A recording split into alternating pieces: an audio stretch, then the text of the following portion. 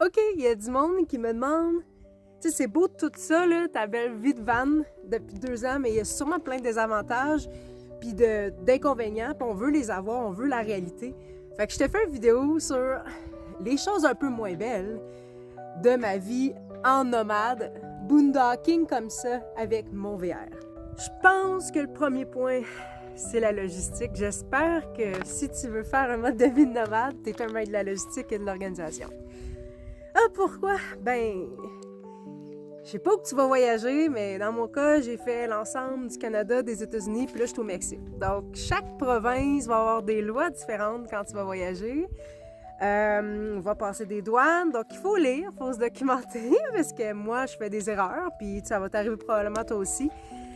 Donc, je dis loi logistique, documentation. J'ai des chiens, c'est quoi les lois? J'ai-tu des vaccins à avoir? J'ai-tu le droit de dormir dans cette ville-là, dans cette place-là? Qu'est-ce qui est légal ou pas? C'est quoi la langue parlée? J'en passe, là. Énormément de lecture. Ça peut aller au niveau que tu le souhaites. Il y en a qui vont plus s'informer, d'autres vont plus y aller au fur et à mesure et vivre ou subir au moment réel. Et ça, c'est aussi dans le choix de tes activités. Est-ce que je dois réserver? Est-ce que le parc national est ouvert? Est-ce que j'ai droit à mes chiens? C'est quoi les sentiers? C'est comment que ça fonctionne? J'ai-tu le droit de me stationner avec cette VR-là dans ces places-là? C'est quoi les heures? Logistique, c'est un point. Comme je dis, c'est au niveau de tous et chacun. Il y en a qui vont être plus organisés, d'autres moins. Plus tu es organisé, bien, plus tu es prévu. Tu prévois, en fait, tu es prévenu, donc tu prévois ce qui s'en vient. Ça ne veut pas dire que ça va être réel. Donc voilà. Tu sais, je me rappelle avoir fait plein de documentation sur une randonnée, une place précise, arrivé à l'heure, puis rendu sur place, j'avais mal vu, puis là, ben entre tel et tel jour, t'as pas le droit de chien. J'ai redéfait tout mon sac que j'avais fait. Fait avec le temps, maintenant, je suis beaucoup plus dans le général de l'État et de la province, voir si dans cette ville-là, je peux faire quoi, puis le jour même, décider du projet, puis accepter que ça sera peut-être pas toujours comme tu vas l'avoir imaginé finalement. Donc, faire moins d'attentes possible, comme ça, tu es toujours un peu content.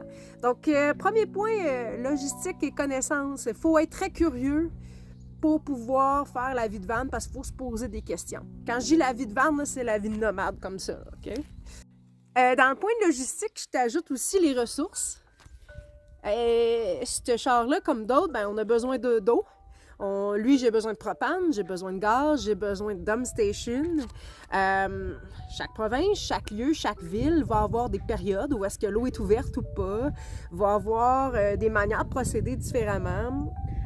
Pour ces logistiques-là, chaque village va avoir des heures d'ouverture. Donc, des applications comme iOverlander nous aident beaucoup à voir qu'est-ce qu'il y a autour de nous. Et après, ben, c'est sur place que tu vois le reste. Donc, toujours prévenir d'avance. Donc, avant de plus avoir de ressources, tu t'emmagasines du surplus puis tu prévois toujours un peu d'avance. La logistique, encore là. Logistique financière, prévoir des sous de côté. Tu sais pas ce qui peut s'arriver, que tu aies un kit neuf de véhicule ou que tu n'en aies pas. Tu sais pas c'est quoi les frais qui vont arriver devant toi, puis combien ça va coûter, puis qu'est-ce qui est couvert ou pas dans tes assurances de ce que tu as ou pas.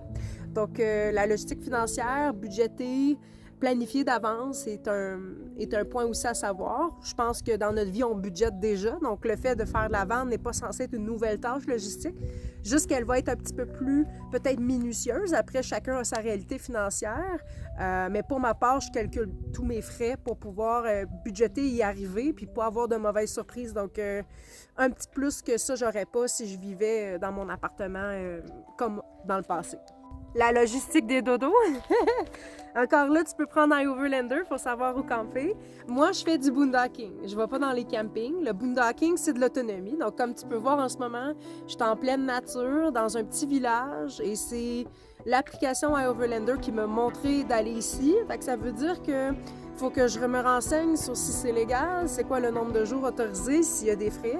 Et si jamais j'avais choisi une formule payante, un camping, ben il est ouvert, ça coûte combien, etc. Là. Donc, il est réservé d'avance ou pas. Moi, je trouve que c'est beaucoup plus facile pour mon mode de vie de ne pas réserver et de ne pas payer.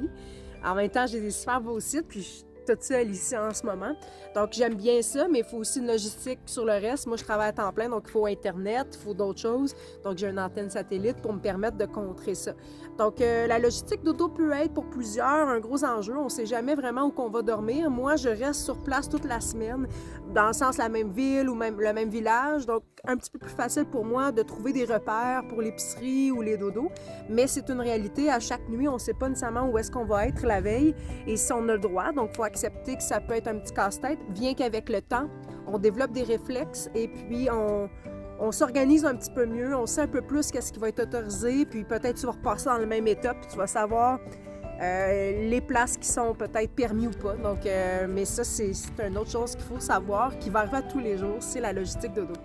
Je pense que c'est l'ensemble des points logistiques. Je pense que c'est ce qui prend le plus gros moment dans ta semaine. T'en as de la logistique dans ta vie normale à toi aussi. Donc là, c'est une autre logistique. Elle est différente parce qu'elle est plus nombreuse. Pas nécessairement.